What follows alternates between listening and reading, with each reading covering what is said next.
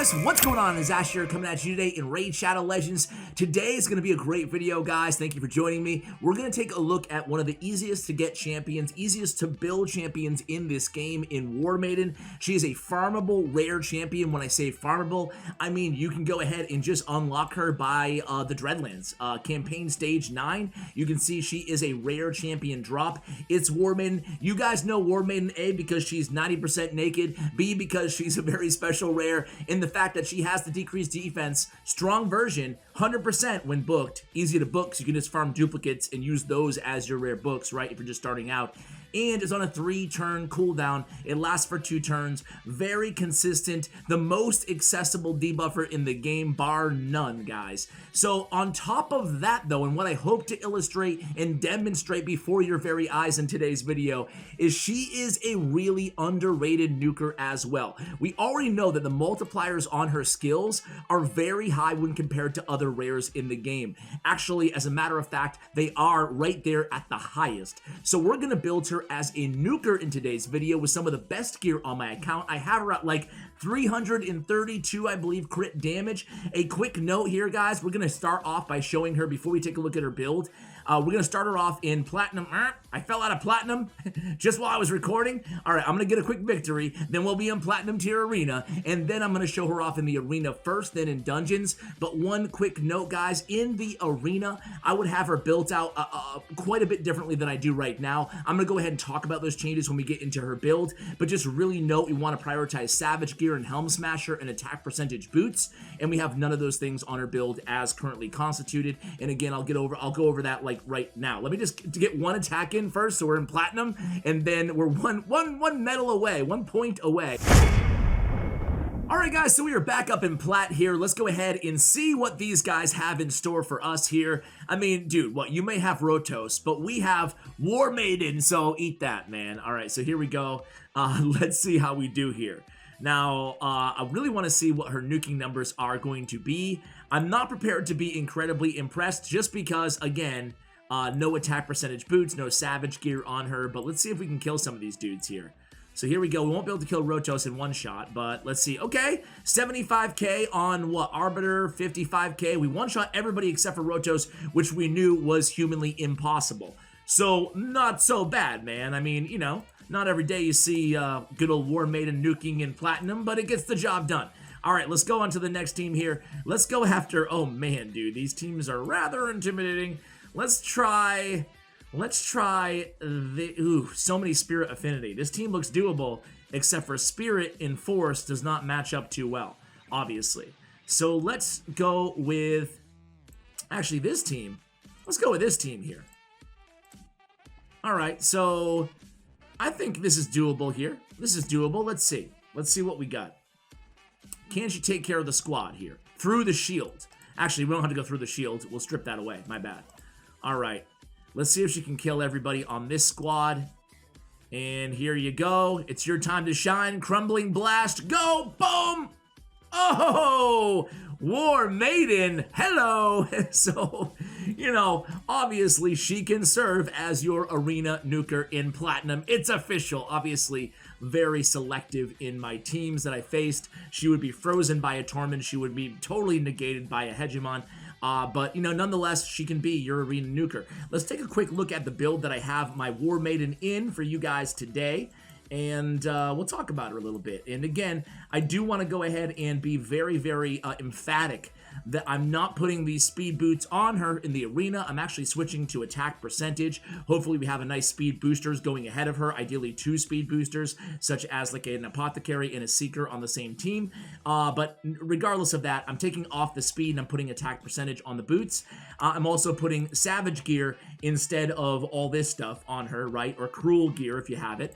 If not, then, you know, this is fine as well. Crit damage, crit rate. And also on the masteries, for the arena, I'm actually preferring to go with Helm Smasher, ignore defense, much more important than the extra 20% crit rate, or crit damage, excuse me, from Flawless Execution, which is going to help us out in dungeons. So let's go ahead and move myself back over there. In terms of our masteries overall, I just kind of went through here and selected them myself. As you guys can see, I went with Kill Streak. I basically went with every offensive mastery that gives us a little bit extra damage with certain kind of qualifiers, like less than 40% HP, extra damage when attacking with 50% HP or less, extra damage on the first hit on each enemy, basically all of those masteries, and this is what I ended up with. And then I just grabbed a little bit extra accuracy on the support tree. I ended with Master Hexer to a chance at extending the duration of her decreased defense. So back to her skills. I mean, you guys probably know her skills, but she places an increased attack on herself, which is nice for dungeons in case you don't have an increased attack champion on the same team. Would have been nice to have that. I think we did have it right from Arbiter there in that match. I believe so. Either way, Crumbly Blast was her big damage dealing ability, also on a 3-turn cooldown, also with a decreased defense, as we already talked about, and the weak version of Poison on her A1. So how do we have her today? Well, as you guys can see, 332 crit damage on our Warmaiden. Dude, insane. Still able to get her attack pretty high, even with that at 4,200. We can get that up to, 5k if we went ahead and swapped out those boots, as I talked about. But her speed was already pretty low at 159 minus 45, so we went with the speed boots on this champion to spotlight her in dungeons. And then, again, debuff accuracy 170. You'll be surprised that 170 can still land more often in level 20 dungeons than not, but still we really want that 200 plus for dungeons. I just want to be very clear here. Again, I'm kind of threading the needle between making her viable for tons of damage and also as a debuffer, but we are going to be safe and pair her with another debuffer on the teams that we spotlight her in today. So let's go ahead and try her out in, just real quick here, the gear, obviously, looking for some accuracy, looking for crit damage, basically, right, and crit rate. Crit damage, attack percentage, speed on the boots, as I already mentioned. And again, crit damage, crit rate. What do we got? Crit damage, a ton of it. Crit rate, more of it. And then crit rate again on the weapon. So that's basically what we went with. Obviously on the artifacts here, or excuse me, the accessories. We went crit attack, on the ring, crit damage on the amulet, and attack as well on the banner. Of course, again, if you wanted to be landing those debuffs, which you should, right, probably going to want to go accuracy. This video is simply to demonstrate what she can do in terms of damage, because again, don't think she gets the respect that she deserves in terms of her damage output. Let's go ahead and run her on a dragon team here. And on this team, whoa, that's not the team we want. That was the Galian faction team. All right, so let's go ahead and assemble a team for her, guys, real quick. Probably going to go ahead and cut here while I put this team together, because I do want it to be a free-to-play friendly team. At the same time, I'm going to have one non-free-to-play friendly champion, because I want another debuffer on the squad. It'd be nice to compare her to somebody as well. So let's actually put her with another nuker to compare her with. Let's go ahead and put her with Zargala, right? It'll be interesting to see who deals more damage, Zargala or Warmaiden, right? And then let's put her with, who else could we put on this squad, guys? Let's go with maybe let's go with some rares, right?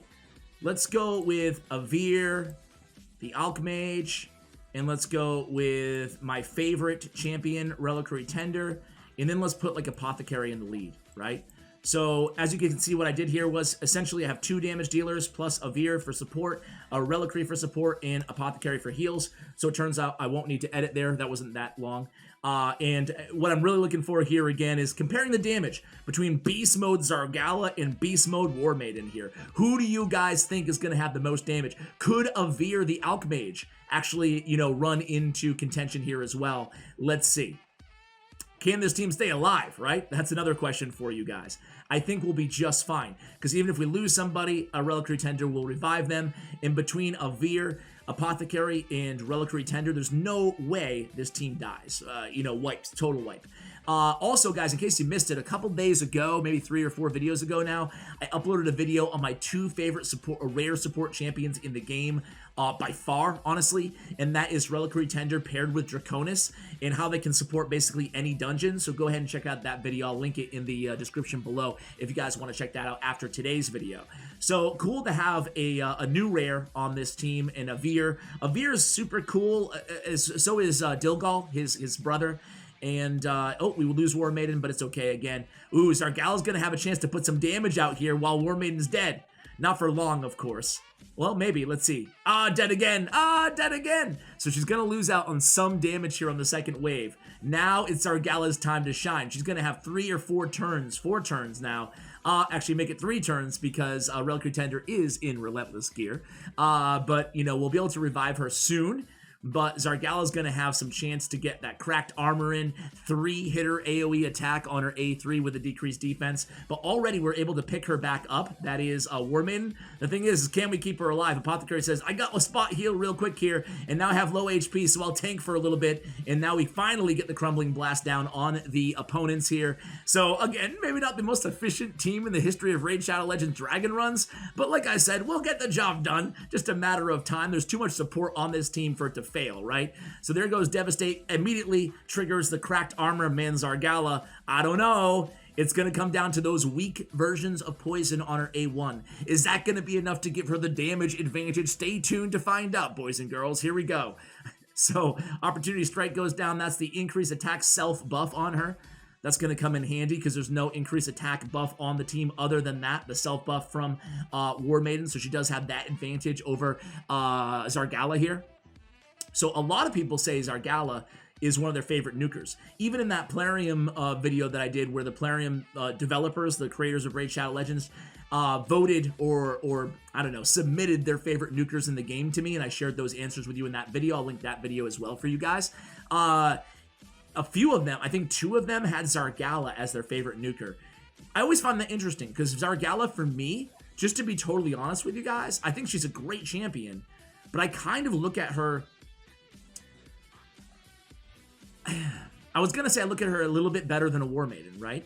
But I don't even know, man. I mean, her decreased defense is at 75% and it's on a 4-turn, but she does have that, you know, Crumbling Blast that can activate, or the Devastate, which can activate the Crumbling Blast. But I don't see her as like a huge nuker in the game, you know? Just me, maybe. Maybe you all disagree with me, and that's totally fine. Let me know how dumb I am in the comments below. But I think that, you know, you can do better, but it's really nice. Maybe like an Abyss, like Abyss, whatever. I kind of see Warmaiden to Zargala to Abyss, but Abyss is much better. But I kind of see that trajectory. But anyway, maybe today will prove that Warmaiden can stand on her own next to Zargala, even despite her death. Ladies and gentlemen, is coming up right now. Let me know, by the way, what you think of Zargala. Am I totally wrong on her? I'm not saying she's bad. I'm just saying that maybe not the best nuker in the entire game. Anyway, check it out, guys. Oh! Warmaiden! Warmaiden comes through with more damage than Zargala. Zargala does have a good build as well, by the way. And my magic, or they're both Force Affinity too, so my Great Hall did not really impact the damage on either of these champions. So we can sell these gauntlets, and I gotta say, 1.26 to 1.25. And I think Warmaiden can even do better there. Avir, the Alchmage, actually coming through with almost 1 million damage, dude. That dude is underrated. Look at his heals and his support on the team, too. 400,000. More healage than Reliquary Tender. Like, what? That's insane. Anyway, let's go on to the next squad here, guys. Let's do one more run with her. And let's do it in, I don't know, Fire Knight? I'm going to have to put her with a really strong team here. This team is not going to get it done because although Brackus is a beast... Actually, we can leave Brackus in. Forgive this team not being as free-to-play friendly, guys. I just want to have like Razin and Brackus on the team, not just because of the decreased defense and the weaken that Razin can bring to the table, the weaken that is, but also because I need to put Lysandra in here as well, right? Because I need somebody, and I think I can put her in the lead. I need somebody who can actually decrease turn meter or will be here for 10 minutes, you know, trying to win this one. So let's see how we do with this squad, guys. If you don't have like a Lysandra, I'll just talk about substitutions in case you guys are interested. In terms of assembling a team like this, assuming that you've been able to fuse Razin, which I know is a huge assumption, but he's nice because he has that bog down or whatever it is, his A3, granted I think on a 5-turn cooldown, but that's really valuable because it has the full turn meter depletion again once you get to the Fire Knight. The whole idea is once we get that shield down, we take it down. Apothecary is in there because he has the 3-hitter on his A1, which is really handy to get that shield down. Same thing with Brackus. He's really in there to help a little bit with the waves, but mainly because he does have, I think, a 6-hitter, a 5-hitter? I forgot what it was on his A2. Either way, it's a lot of hits, right? So all going to be very helpful. I don't think it's a 6-hitter. Maybe a 4 or 5. I totally forgot. 1, 2, 3, 4, 5, 6. It seemed very 6. Anyway, so he's going to help get the shield down as well. And most importantly on this squad, Lysandra can be substituted with like an Allure or a Man-Eater. Basically somebody who has an ability that can almost fully take down the entire turn meter. Having 2 of those champions and then a couple of multi-hitters on their A1, like a Cold Heart, for example, as well, is really going to help you guys tremendously in Fire Knight. Fire Knight is a dungeon that is actually really easy, but you need to invest and build up the right champions over time. It's not going to happen overnight, but you know, you pull yourself an Allure, it's going to be a huge difference maker. You're able to build up 2 Cold Hearts, it's going to be huge for you guys. You're able to lean on an Apothecary for support and to get that shield down, it's going to be huge. If you're ever lucky enough to pull a Man-Eater, a Lysandra, a turn meter champion, it's going to be incredibly helpful as well. So we're not going to get the shield down on this one. We're going to take 1 blow from the Fire Knight, it looks like. Can we keep her alive? Nah, she dies! No, Warmaiden, no! We don't have a reviver on the team either. Man, that was so close to her max HP. I think just barely. If she had like 1 more HP, we would have got the job done. Anyway, guys, I'm still curious to see how much damage she puts out on the waves compared to those other champions. I don't think, after all of this now, I don't think she's going to have enough damage to out-damage Razin and Brackus. But let's go ahead and find out anyway, right? Always have fun in videos like these. I hope you guys enjoy them as well. I'm not going to show you in any other dungeons because you guys get the point right now. She can nuke, you know? She can put out some serious damage. I'm still impressed on that dragon run with this Warmaiden. And I should mention that Razin is in really good gear, but Brackus is in god tier gear, like some of my best gear. So just kind of a note in terms of how these champions are geared up. Lysandra is geared with all speed gear, and Apothecary is in all speed gear as well. Don't really worry about anything else when building those champions. So finally we get the shield down. It's going to stay down thanks to Lysandra, and that's going to be all she wrote here for Fire Knight. But Warmaiden again didn't have the chance to shine here against the Fire Knight. Probably losing out on quite a bit of damage. I'm almost tempted to just go ahead and edit this run out, but we'll see. Let's see what the damage is. I don't like editing things out without telling you guys because I always want to give a realistic picture of what's going on. And the truth is we built a beast mode crit damage Warmaiden, but also she's a glass cannon, man. She had no HP. She had barely any defense. So that's going to happen when you build a champion like that, right? They're going to die sometimes. That's why it's nice to have a reviver on the team. So again, she put out 640,000 damage, which isn't too bad considering she didn't get any damage against the boss, the Fire Knight. So it's hard to compare her on this one. But either way, guys, hopefully you came away from today's video. I'm not going to go ahead and redo the run because, yeah, actually, you know what? I'll redo the run and I'll just bring you to the very end and hopefully she doesn't die this time. Be right back. Alright guys, so this time we actually got to the Fire Knight and she stayed alive, so heck yeah, let's see what she can do here. Brackus really carrying the load on the last one, so let's see. Come on, Warmaiden, this is your time to shine. But man, Brackus, ooh, look at all those Giant Slayer procs too. Good God, man. Yeah, Brackus is pretty good, dude. He's a pretty good champion. I don't use him enough. I use him on one of my, I actually have him in Swift Parry right now. And I use him on one of my tag teams, kind of an all-revival team, because he has the beast mode passive revival anyway. Oh, the shield goes back up there. Uh-oh. Warmaiden, don't die now. Don't die now. Let me know, guys. Do any of you guys use Warmaiden on your main teams? Do you use her on any of your teams? What do you think of this champion? Am I crazy? Am I overhyping a champion that's just very accessible to you guys? Would love to hear from you guys, whether it be critical or agreeing with me that she is a very, very good champion considering she's farmable. And that's a little bit more like it. This time she outdamages Razin. See, I wish I could just delete that last video, that last run, that last replay. But again, the truth is she did die, so I gotta share it. Gotta share it and be honest with you guys. But man, almost 1 million damage, out-damaged by Brackus, but she had the decreased defense, worth mentioning, and she out-damaged Razin Scarhide as well. So very, very good job to Warmaiden. I hope you guys were impressed. I hope you enjoyed this video. If you did, go ahead and subscribe, guys. I invite you to tune in on a daily basis here on this channel. I'm really enjoying covering the game. Thank you guys, and as always, take care, guys.